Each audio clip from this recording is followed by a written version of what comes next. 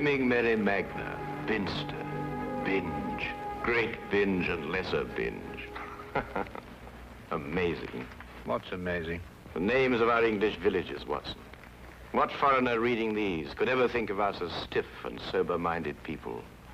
Bippery Cross, Birrer Crags, Bird Cherry Brook and Birding Peace Place, Burlston Junction. When do we go? Go where? To Burlston Manor, Burlston, Sussex. Whatever led you to believe that I'm interested in Sussex, Burlston, or Burlston Manor? No doubt you saw the account of the rather gruesome murder of Squire John Douglas. Quite so. The case has interesting features. But at the moment, I'm more interested in the fly fishing possibilities in the neighborhood of Burlston. Ah, that will be the Arun. Runs within 2 or 3 miles of the manor house. Hmm? What manor house? Burlston, the home of the late Squire Douglas. Oh, yes, I remember. I believe he was quite a fisherman. The moat is 40 feet wide. 40 feet wide? Well. Good Lord. He could probably fish from his bedroom window. And when the drawbridge is raised, the place becomes an island. 4 hours after the bridge is raised, the body of Squire Douglas is found in his study with half his head blown off. That should appeal to you. Fishing seems a safe business by comparison. Do you row a boat? A boat? For fly fishing? Have you ever fished before? Does this look like the equipment of an amateur? Odd word. Which? Equipment. All the fishermen I've ever known talk about their tackle. What do you deduce from that, Holmes? Obvious. Your fishing friends either lack experience or vocabulary. We deep-sea fishermen are in the equipment class. None of your nasty little bundles. Yes, that gaff is far more suitable for a shark than a trout. Do you really think so? No good for trout? Well, it depends what trout you're after. Oh, yes. Well, we must carry a tape measure. A tape measure? What on earth for? To measure our catch, of course. To measure our catch and throw back the little ones. A good rule in life, Watson. Always remember to throw back the little ones. You think our prey will count as a big one or a little one? Well, hardly as big as Squire Douglas, lying dead in his castle, surrounded by his moat. Holmes, you've been analyzing this case. Well, you know, I haven't got enough data yet for analysis, really. Do you think it could be an accident? What, with a sawn-off shotgun? And the triggers of both barrels wired together? Murder, eh? Yes, possibly. What do you mean by possibly? Don't sit there, man. That may be opportunity knocking. Oh.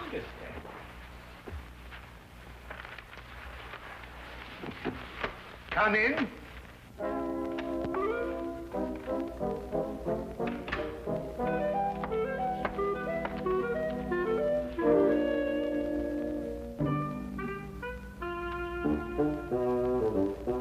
Mr. Sherlock,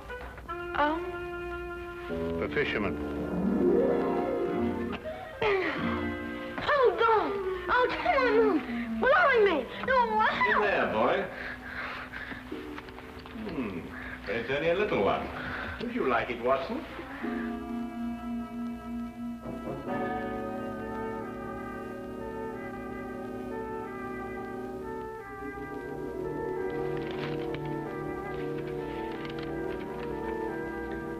Would appreciate your view. Intriguing affair, Burlston Manor. Signed, Inspector McLeod. Ha! Please, English, for I'm utterly baffled. Help. Hey, where is it? Where's what? Well, the tape measure, of course. Where is that tape measure?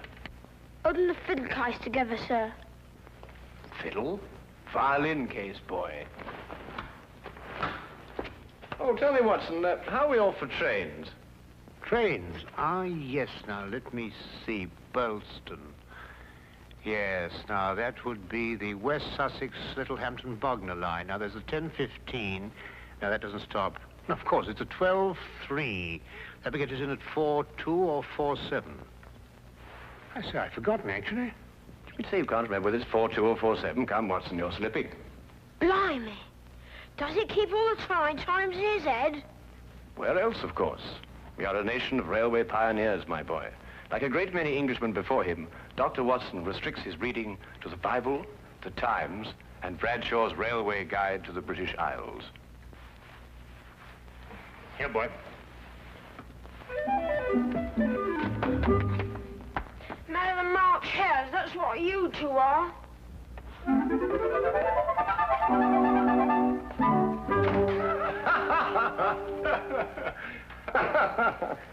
I say, Watson, have you seen my weekend bag anywhere?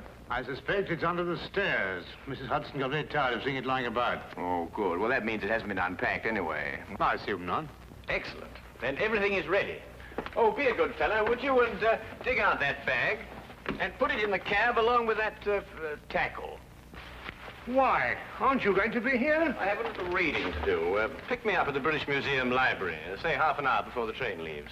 Now, look here, Holmes, this is no time to go reading. You'll miss the train.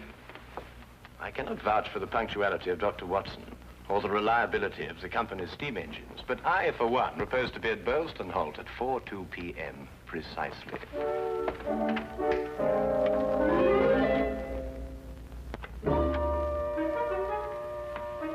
Or is it 4:07?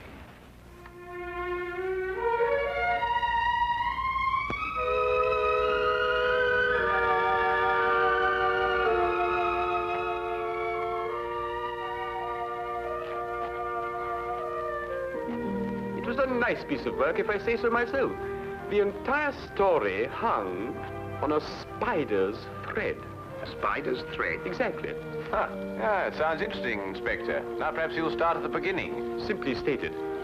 The castle, as you'll see, has a moat. And when it's up, as it was at the time of the murder, it's a sealed fortress. Who was in the castle at the time of the crime? The murdered man's wife, Mrs. Douglas, and a foreign friend, John Morell. Just those two? And the servants, but we've been able to rule them out completely. And from your description of the house, it would have to be one of them. Either Mrs. Douglas, or this friend of hers, Morell, or both of them. They tried to make it appear as though someone had broken into the house and then dived through the windows to swim the moat. But you disproved it. Completely. How? I'll tell you when we get there. This murder weapon. A sawn-off shotgun, I believe. An odd weapon, that. And a foreign gun, too. 3 letters on the barrel. P-E-N. Aha, a larger P with a flourish over it, followed by a smaller E and N. That's right. Ah, the Pennsylvania Small Arms Company, the famous American firm. That's perfect. That's all I need. You mean you need additional evidence? Well, Mr. Holmes, every little helps, you know. Then your case against Morell is not complete. It's complete as far as... How did you know Morell is the murderer? How did you know? He has to be. Why? He's the only one who could be. Suppose I were to tell you that Morell is not your murderer. How do you know? Yes, Holmes, how do you know? Why didn't you arrest him? Well, He doesn't act like a murderer. Ah, he's too self-confident, eh? That's right. Seems to be daring you to arrest him. Yes. How do you know all this? Holmes, do you know this man Morell? Fascinating. Fascinating. The case has suddenly assumed the most astounding proportions and the most astonishing challenge, Watson.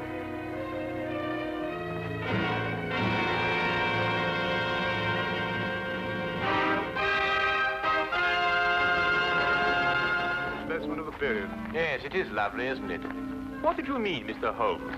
Nothing. I just think it's a lovely building. No, I mean when you said that Morell didn't murder Mr. Douglas. Oh, that. Yes, what did you mean? How do you know he didn't do it? Well, if he didn't do it, she did. You're jumping again, McCloud. You're jumping. But it has to be one or the other. Does it really? What's he talking about? Well, don't you know?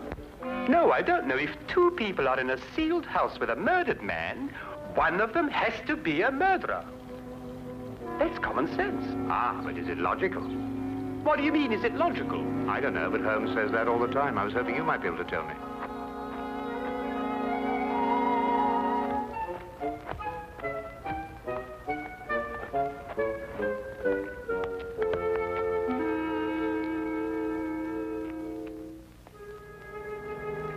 hasn't been moved. That's just the way we found him last night. Watson? Of course, death was instantaneous. I should say so.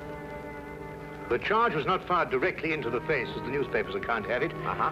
I'd say the blast came from below and that the gun was almost vertical. Excellent, Watson, excellent. May I see this shotgun, McLeod? Holmes, look at this. Good Lord. Wait, it's a brand like cattle. Well, how old would you say it was? Have you got your glass there? Yes. Thank you.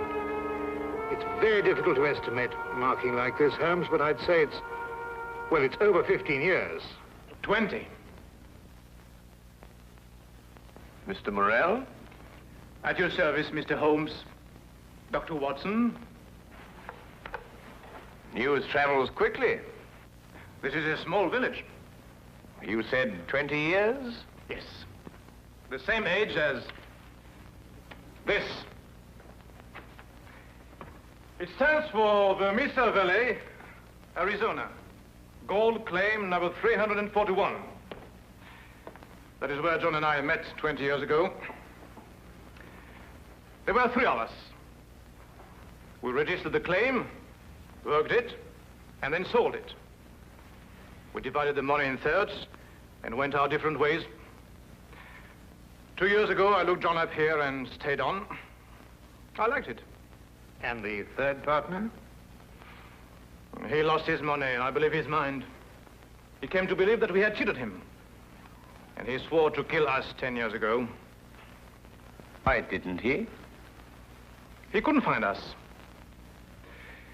No, we didn't have the same names at that time. Do you think your old partner could have done that? I don't know, Mr. Holmes. I am not the detective. True. True. Well, we must bear that in mind. You tried to make it appear as though another man had been here and went out through the window. Did I? He tried to build an elaborate story. A man of his size was seen passing through the village wearing a loud tweed topcoat and a wide-brimmed hat. He was heading this way. On the window ledge, there is a footprint in blood, indicating, of course, that the murderer dived through the window and swam the moat. But he didn't. How do you know? Because, Mr. Morrell, outside that window and just a few feet down is a very large and at least a month-old spider's web. Anyone jumping or diving through the window would have to pass through the web. And no one did. Well done, McLeod. Well done. A spider's web. The English police have the most amazing allies, I must say. Now that you have made your deductions, Mr. MacLeod, exactly what do they mean to me? For the moment, nothing. But I suggest you do not leave the castle grounds. And if I try to live?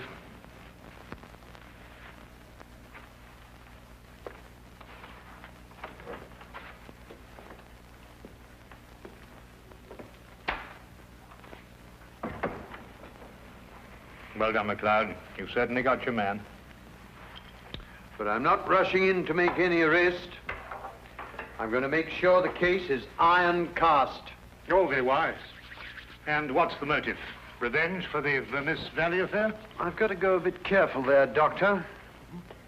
If you ask me, it's a case of, cherchez la woman. Oh, what's he? Oh, he's Douglas. Well, you know how these things are, Doctor, between us, men of the world. We know how a situation like this can... Oh, of course. Of course. Of course. Of course. Delicate situation, then. Delicate. Yes, delicate. Might almost be called the case of the other man. Hmm?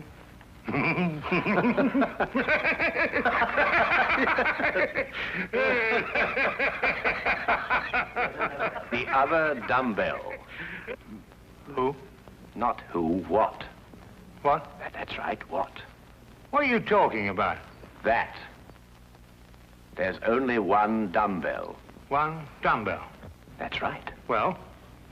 There's only one dumbbell, Watson. I know. That's it over there. Yes, where's the other one? Well, I don't know. I've only just come here. Do you know where the other one is? What difference does it make? Well, that's right, yes. What difference does it make? Maybe there is only one dumbbell. One dumbbell? But they come in twos. Perhaps he only had one. Watson, do you mean to tell me that you can stand there, surrounded by all these athletic trophies, and suggest to me that such a man would only use one dumbbell? Well, what difference does it make? Yes, what difference does it make? Well, if you two are convinced that you can solve the case with the aid of a convenient spider, I'm going fishing. You're what? Oh, he's going fishing. He's brought his tackle. Why? To catch fish. Then I take it you're satisfied with my analysis of the crime. Find the dumbbell. Hang the dumbbell! You can't hang him until you find him. Who? The man who took the dumbbell. You've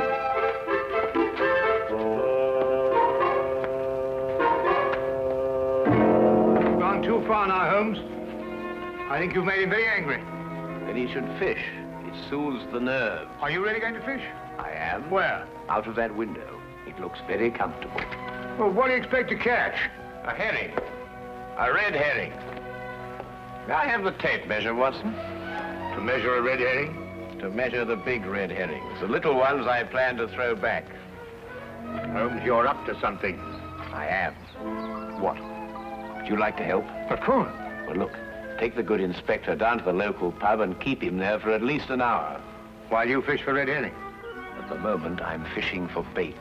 I don't know what you're talking about, but I'll do it. Good. Remember, 1 hour. I may enjoy myself in the local and stay too.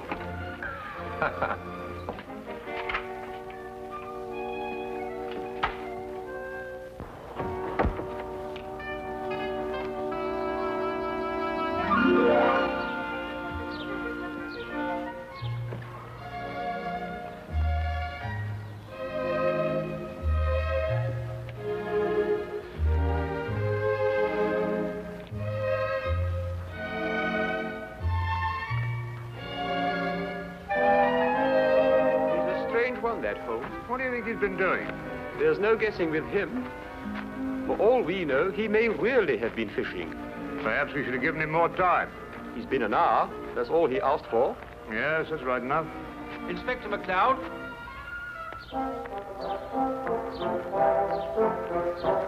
Hello, Sergeant. Have you seen Mr. Holmes? I certainly have, sir. What's wrong? You know the staircase in that room? Huh? Mr. Holmes was sliding down them banisters. He was what? That's right, sir. Sliding down the banisters he was. Well, he was probably investigating something. Probably. Well, let's ask him. There must be some reason behind it. Good afternoon, gentlemen.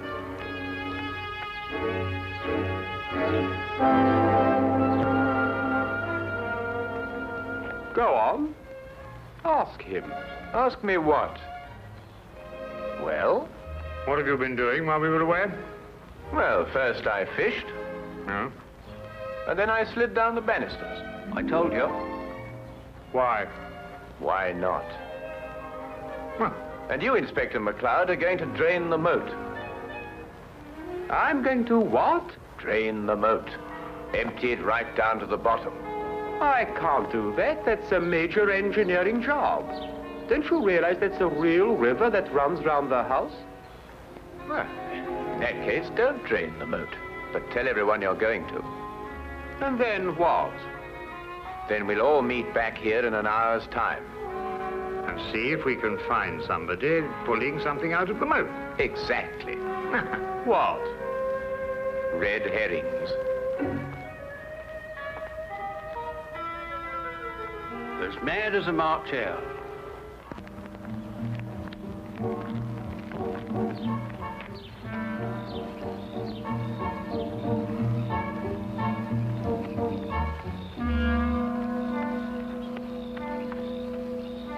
How much longer? Not much. You're certain everyone believes they're going to drain the moat?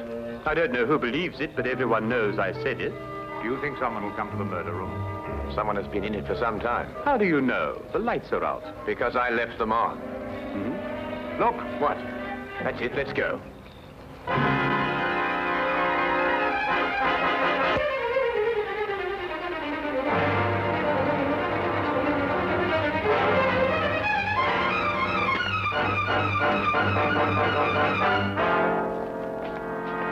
Oh, excuse me. What are you using for bait?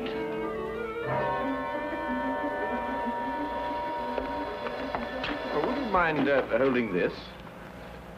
Thank you. What clothes did you say the stranger was wearing, McLeod? A loud tweed topcoat and a wide-brimmed hat. Like these?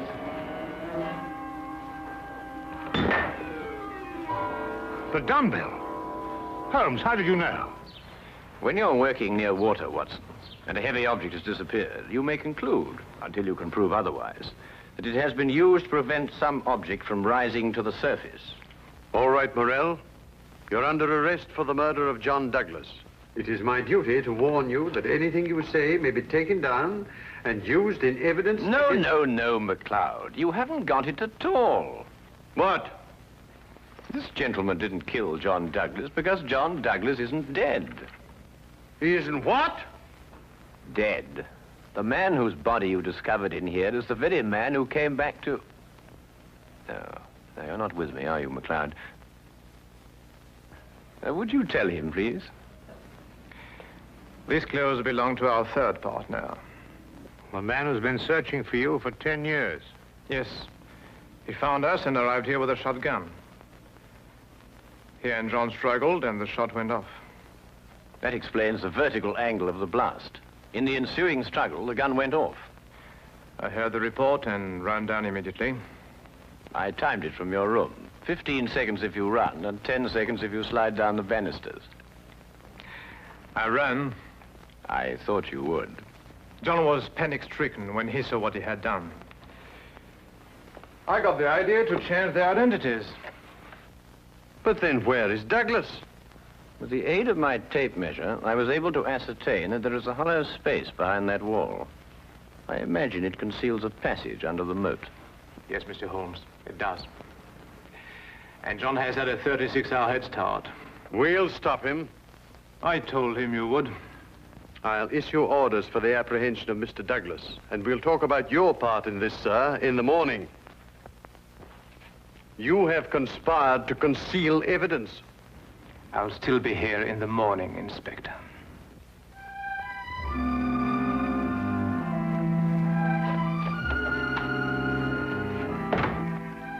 A very brilliant piece of deductions, Mr. Holmes. An excellent application of applied psychology. I haven't been tricked many times in my life. You must remember that the next time you become involved with murder. And you can now continue your fishing in a more normal manner. Fishing? No, I don't care for it, really. Unless it's deep sea, of course. Yes. But in the absence of an ocean in the immediate vicinity, I think we'd better start back to Baker Street immediately. Well, now, there's a 9:13 or a 10:23. The 10:23 will hold us up at Tunbridge quite a while, but it waits to connect. Thank you, Mr. Holmes. Not at all.